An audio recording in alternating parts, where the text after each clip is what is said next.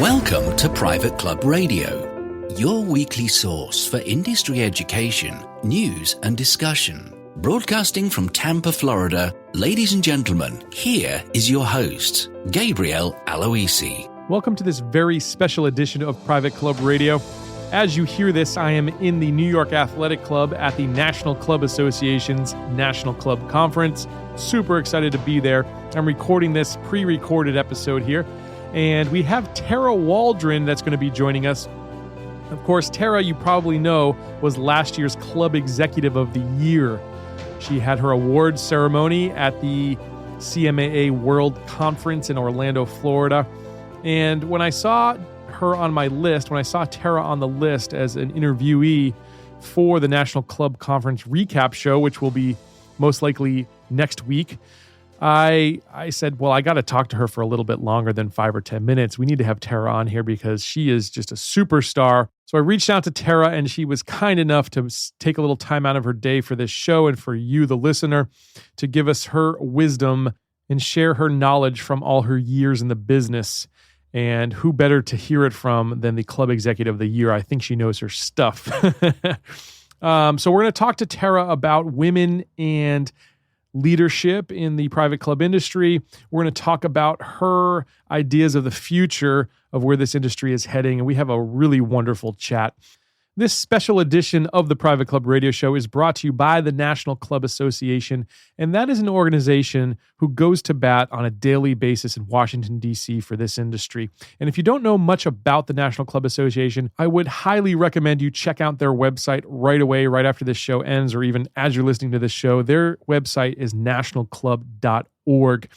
They have been a sponsor of this show for the past 6 or 8 months now, and just love having them on and having their people on this show because they're a wealth of knowledge, not only when it comes to the legal issues and the political issues that are happening, but they really get into trends, into governance, and to really every issue that touches our industry. And they're such a great resource. Definitely check out their website, nationalclub.org. So I was on Amazon a couple days ago, and I noticed that they are having trouble stocking my book, The Definitive Guide to Membership Marketing, which honestly, I'm kind of shocked about. The book has performed way over my expectations, and that is due not in a small part, but in a huge part to you guys who have been loyal listeners of this show. And so I just want to give you my sincere gratitude for making this book what it is, because when you spread the word, that's going to get it in the hands of more people in this industry, and it's only going to raise our industry up a little bit higher as a whole. So thank you so much for reading the book, for sharing it with your friends, and for letting people know about that resource. Because Amazon does not have any copies at the moment, you might want to go over to privateclubradio.com/book. If you do not have a copy, that's probably the best place to get one at this stage. Now, I've got some really exciting news because so many people have responded so well to the book, and they want to take a deeper dive into the subject matter in the Definitive Guide to Membership Marketing. I've decided to open up an exclusive online class. I'm calling that class Membership Marketing Mastery, and it's a 12-month program that will take you through each key concept within the book and find ways to put them into practice in your club. There's nothing like it. It's going to combine a mentorship call with me monthly along with a group call with your colleagues around the country so we can mastermind some ideas and work through any membership issues you might have. If you want to find out more about that program, head over to aloisi.com, my last name, ALUISY.com/mastery. And you can learn all about the program. You can see the syllabus, and you can find out if it's going to be a fit for you and your club.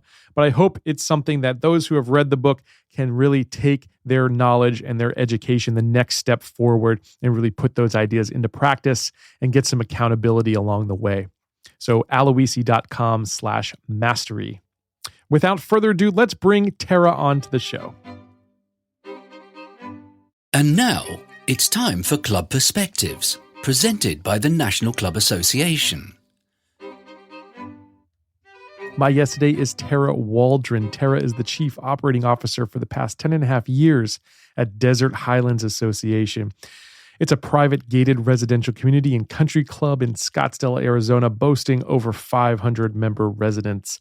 Terra is the latest recipient of the 2016 Club Executive of the Year and the 2015 Mead Grady Award in Excellence in Club Management. She's been featured in Forbes magazine in the Women Business Leaders section. And during her tenure in the hospitality industry, Terra has the opportunity to mentor many young men and women who are up and coming in our industry.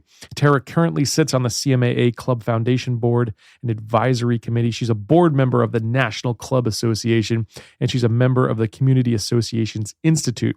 She has previously been a COO at both Detaw Island Club and Sedgefield Country Club, and she's been the general manager at the Country Club of Charleston in South Carolina. Terra, welcome to Private Club Radio. Well, thank you. It's my pleasure. Did I pronounce that? Is it Detaw? Is that how it's pronounced? Data. That's how it Data. was pronounced. I had a Data feeling. Island. All right, cool. I had Had a to feeling. get that little bit of Carolinian accent in there. A little southern drawl. Yeah, I don't have that. I did notice doing the show that I have a little bit of a Baltimore accent, actually, which I never thought I had, but I do. I hear it when I hear the replays of these shows. It always kind of shocks me because I always made fun of that accent. Actually, I know that accent. I was born in Hagerstown and relatives in Baltimore, so it's quite familiar. It sounds fine. It sounds normal. You just said no, so I heard that come out in you when you said that. That's pretty funny. Well, you won Club Executive of the Year, quite an honor. So I'd love for you to take us through that. What was that like, winning that? I think it was the epitome of a lifetime. I had no idea I was nominated. I had no idea I was the recipient. When I received the call and then the actual formal presentation, it was surreal. It was actually surreal that the acknowledgement was there, friends and contemporaries. It still made me a little bit speechless. Still does to this day that I was a recipient, the second woman recipient of 31 previous people that had, received this prestigious award. Mm-hmm. Yeah, I saw you featured on Club Management magazine. That was pretty cool. Yes, that was taken actually at the Desert Highlands Association in the North Scottsdale area in the desert, and the floral and fonta were quite beautiful, and it's still breathtaking location. And as I mentioned, to receive that award is just a highlight of anyone's career, especially when you have no idea you were nominated. And there are so many well-deserving people that have received it before. Oh wow, I didn't know. It'll be my honor.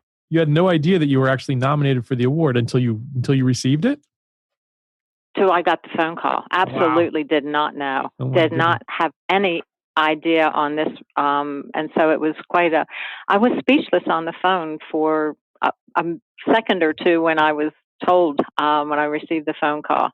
Oh man, that's so cool. It would always be cool if they did it like an Oscars thing where, they have the announcement there right at the conference and you not even know. I would love to see your expression, but then maybe people wouldn't be dressed right for the occasion. Cool. The whole time, because I've been in the industry so long, 30 plus years, and have known people in Europe and all over the world, and the congratulations and the sincere congratulations. But more important, the exposure. You had mentioned that I mentor young people. Mm-hmm. That exposure has helped tremendously, because to help these young people come up and tell them the realistic view, because sometimes there's a painting of that it's more glamorous than it is.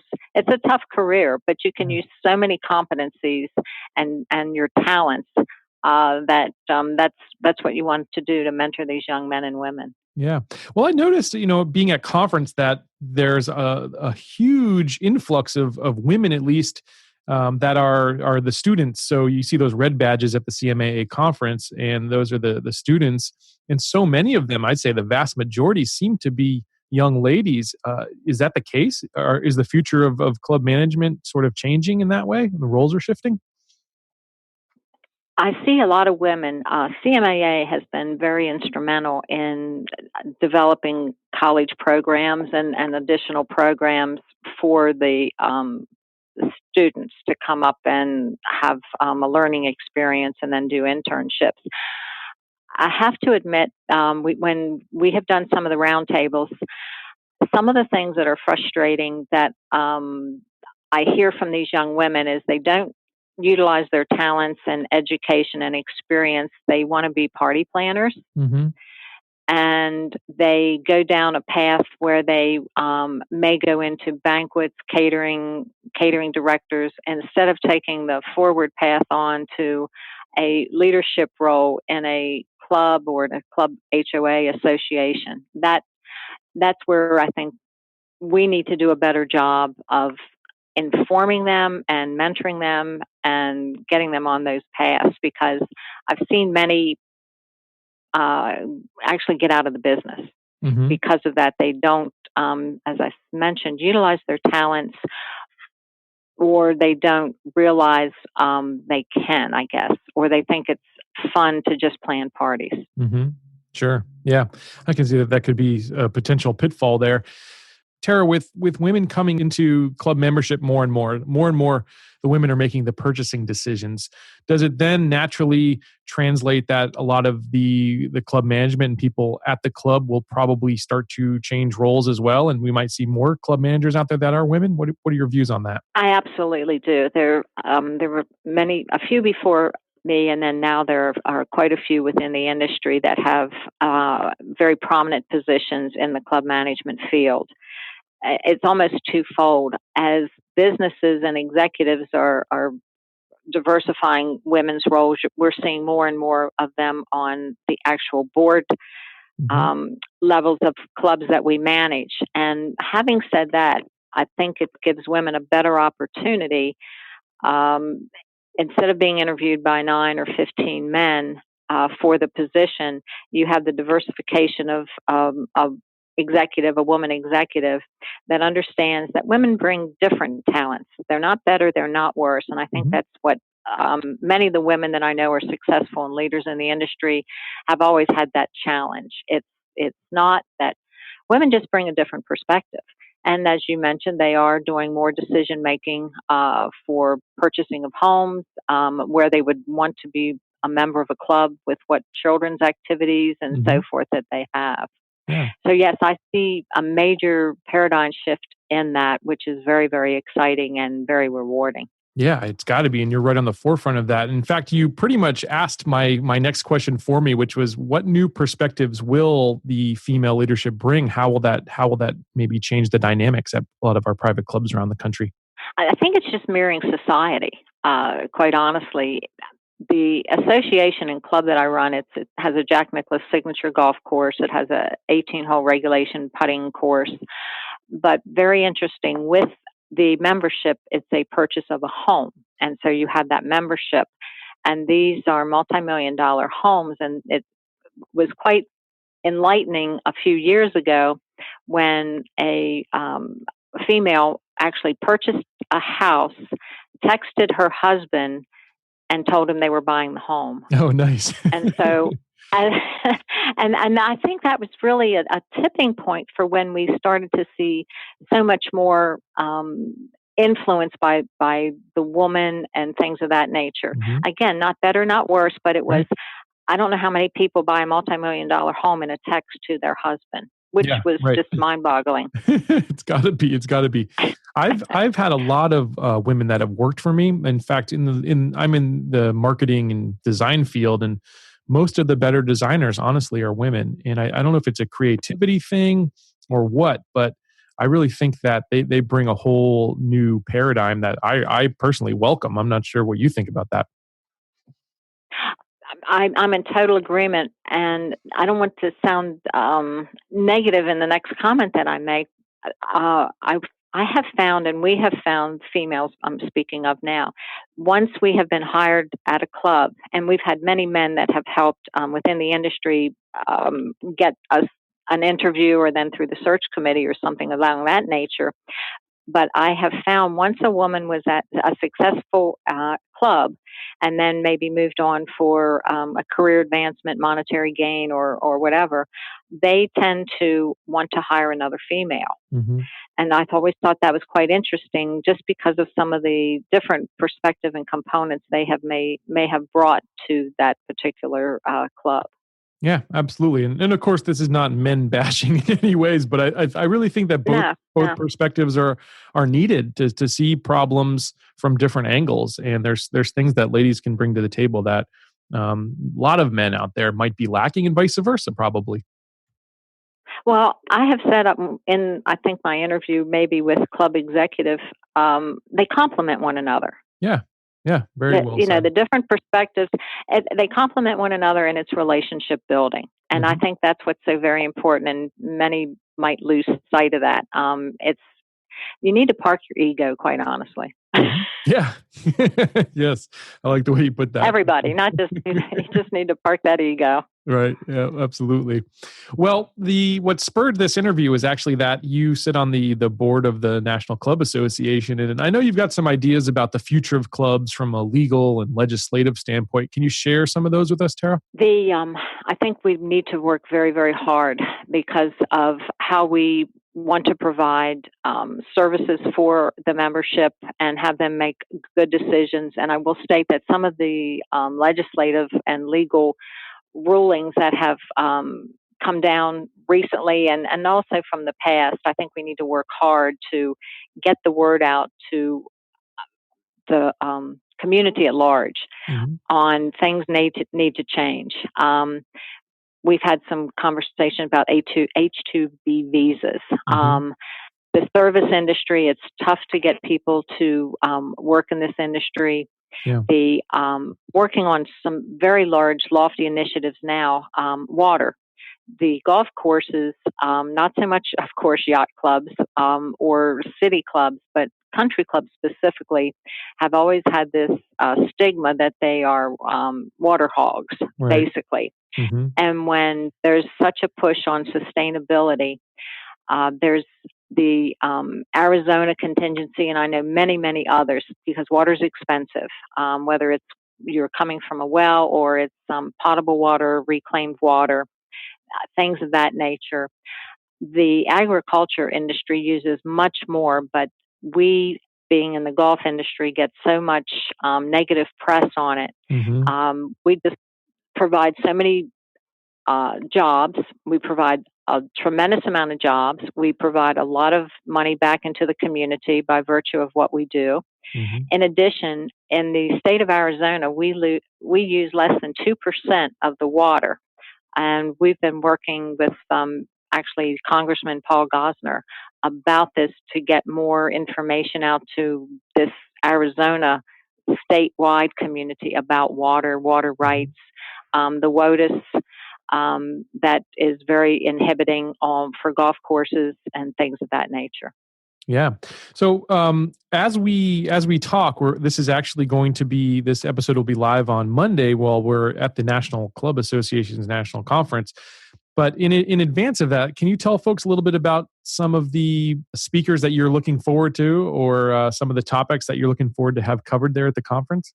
I must say I'm excited about all the sessions. It's so concise, and it's a day and a half of education, networking, fun-filled information, but it does respond to the concerns and the advocacy that NCA stands for, that it melds the politics and the economy, which again is always a concern. Hmm. There, the threats that are to private clubs, security. We hear so much now about cybersecurity, and when you have member and staff records, the cybersecurity, in addition to regular security, as you have active shooter and things of that nature. So it's something that you don't want to sweep it under the table anymore. You have to have Right. a live interactive conversation about it. Hmm. Then you need to talk about, as clubs have evolved, talking about, what's the mission of your particular club? What's the brand? What's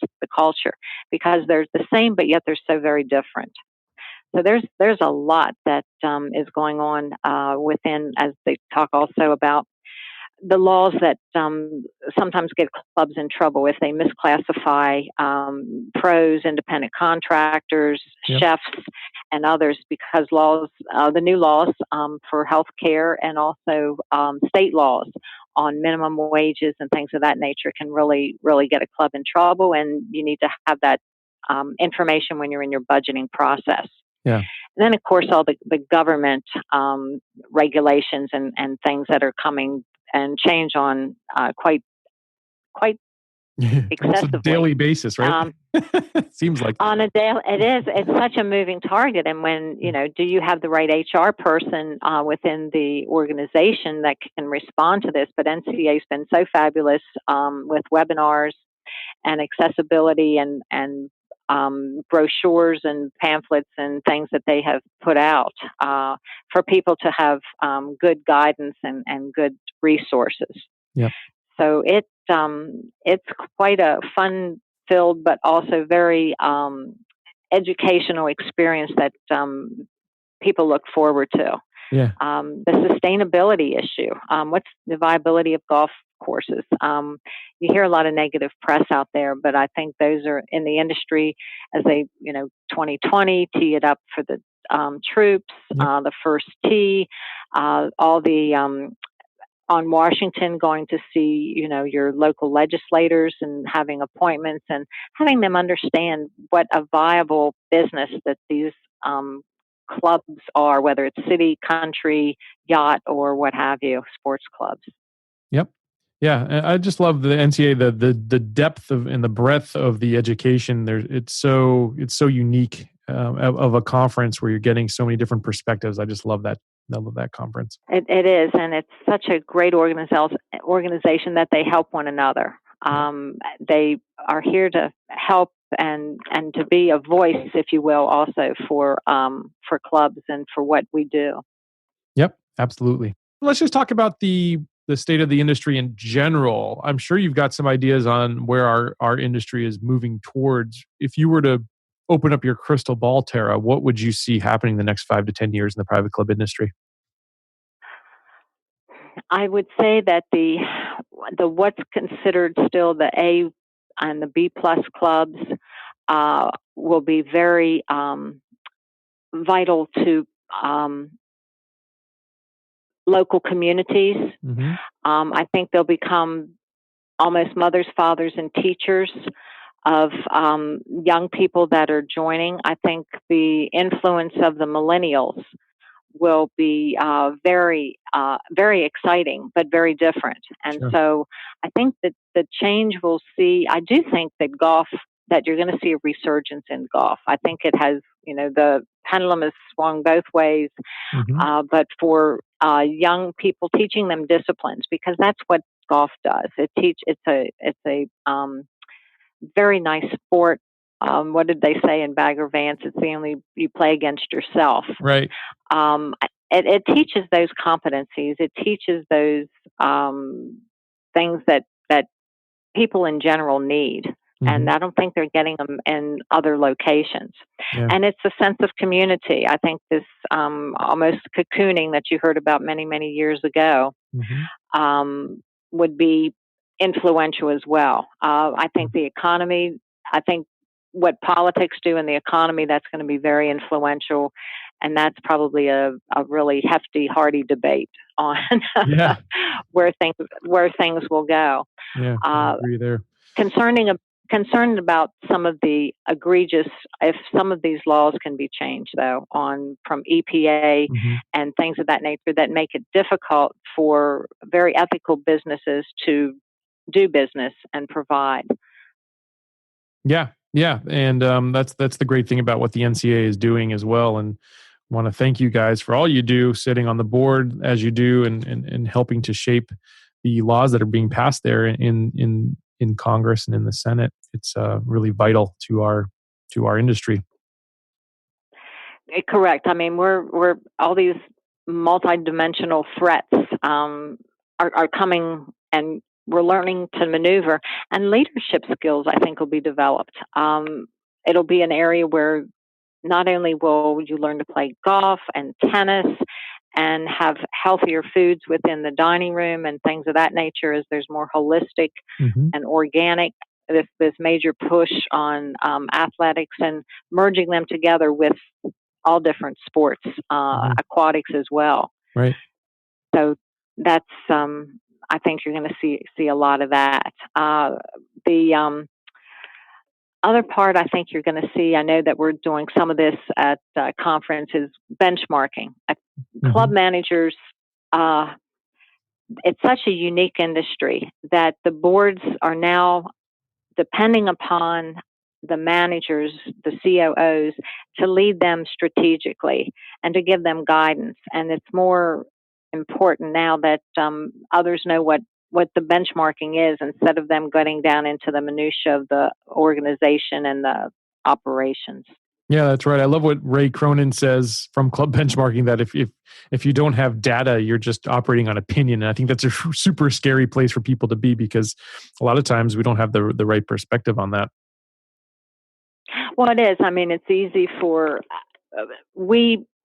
I'd mentioned at our annual meeting, we're 18 almost different types of businesses at a club. You're a real estate business by virtue of you're an agricultural business. You're a fleet management for golf carts. You're the hospitality industry for the food and beverage aspect. You're the sports management because of aquatics and tennis and fitness and golf. And so you have all these many businesses within a one hospitality business, and most of them are not for profit. Yeah. And that's a whole different paradigm that members don't benchmark against, because it's not what they're accustomed to or where they came from. Yeah, exactly. I mean, and there's so many other things with boards turning over all the time and that sort of thing that just makes it a very unique business. And it's probably wild and fun. I got to imagine you've been in the business for so long, you probably have seen it all at this point, right?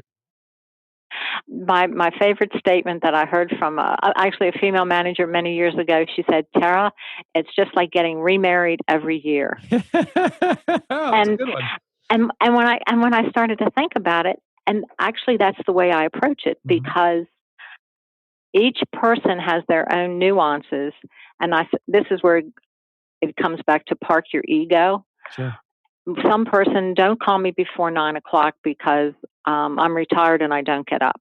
Another one is, let's have, I want a written document from you once a week. Others are, just call and pick up the phone. So each and every one is a little bit different. Right. And not that there's not structure and organization, but you're dealing with personalities. Yeah. Well, it keeps you on your toes, and you could either look at that as a negative or as something to learn and be interested by. So, sounds like you probably take the latter approach there. Always learning, and once you think you know everything, I think you're on the decline. Yeah, you need to stay open, fresh, read, and if you've lost your passion for the industry, then maybe it's time for a change. Yep. Very well said. Very well said. Terra, thank you so much for being on Private Club Radio. I have one last parting question for you, the most important question of the day.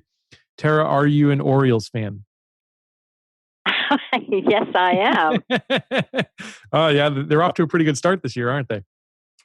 They certainly are. When I go back east in about a month, I hope to get to see some action. So, yes.